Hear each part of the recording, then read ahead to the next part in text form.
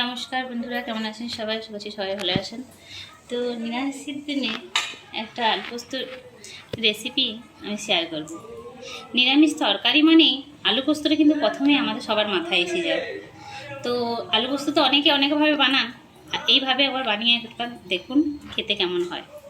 তো আমি আজকে বানাচ্ছি, তো তার জন্য আমি আলুটাকে আগে থেকে কেটে অল্প একটু সেদ্ধ করে রেখেছি। আর আমি এখন কড়াইতে তেল বসিয়ে দিয়েছি, দিয়ে দিচ্ছি অল্প একটু পাঁচফোড়ন,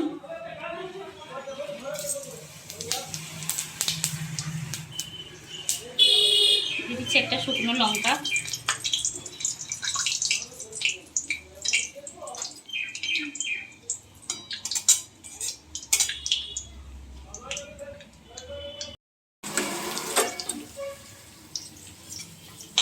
তো আমার মশলাটা গরম হয়ে গেছে। এরপর আমি আলুগুলো আস্তে আস্তে দিয়ে দেবো।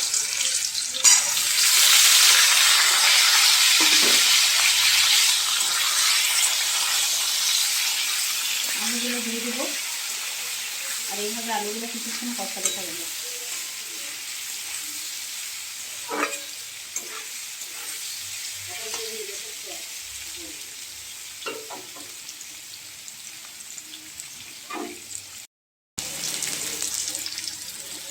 তো দিয়ে দেবো সামান্য লবণ, সামান্য একটু হলুদ গুঁড়ো,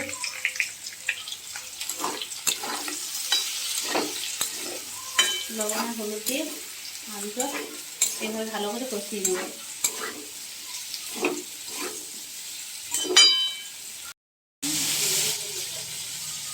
5 মিনিটের মতো আলুটা এরকম নেড়ে চেড়ে কষিয়ে নিয়েছি। এরপর একটু অল্প পোস্ত আর দুটো কাঁচা লঙ্কা একসাথে বেটে আমি রেখেছি, এই জলটা এখন আমি দিয়ে দেবো।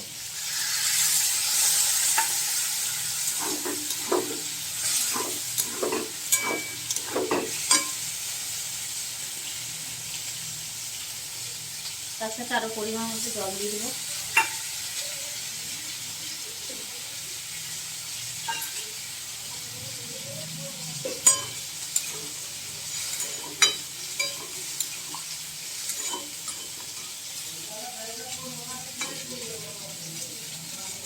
কিছুক্ষণ এইভাবে আমি একটু লো ফ্লেমে কষাতে দেবো।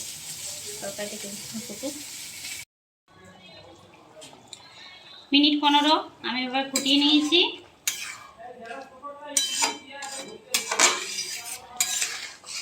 এইভাবে এসছে।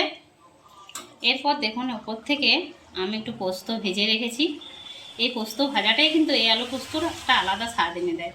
তো আলু পোস্ত তো অনেকভাবে আপনারা বানিয়েছেন বা অনেকভাবে খেয়েছেন, আপনারা এইভাবে একবার বানিয়ে খেয়ে দেখুন। সত্যি বলছি, একদম অন্যরকম স্বাদ, কিন্তু নিরামিষ। তো নিরামিষ দিনে একবার বানিয়ে দেখবেন। তো এরপর আমি এই পোস্ত ভাজাটা উপর থেকে দিয়ে দেবো।